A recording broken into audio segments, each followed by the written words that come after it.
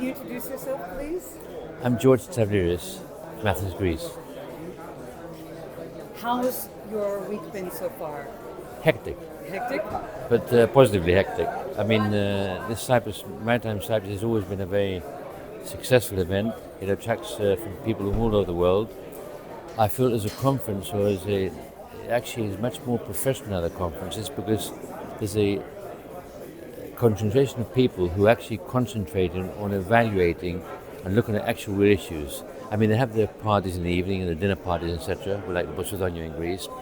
But I find effective there's a larger inclination here to go into in-depth analysis, in-depth discussions on matters which concern all of us, things that are quite critical.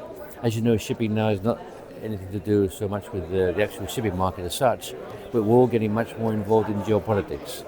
I mean, geopolitics is on the agenda, it always has been.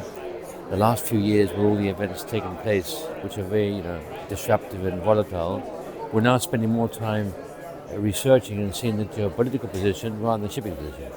And I think it's affected all of us.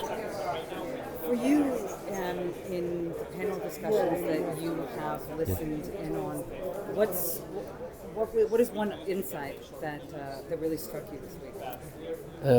In all fairness, the constant hypocrisy which we're seeing in the market on the alternative fuels. We've been through these situations many, many times before. Discussions they're not monotonous, they're repetitive.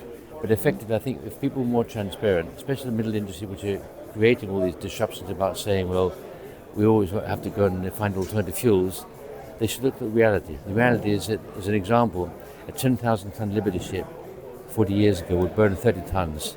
An improved Kamsarmax today of, say, 60, 70,000 tons burns 14 tons. So effectively, and also carries 5-6 times the cargo. So let's look at the real facts and the figures. The figures are literally all in favour of the shipowning community. The shipowning community at large has done tremendously successful in achieving the ability of joining with the aspect of protecting our environment and lowering and making the emissions much less. And as you probably know, shipping is only responsible for 2 or 3% worldwide anyway. So we've been very much accused and literally on the witness box of being accused of situations which we're not really involved with.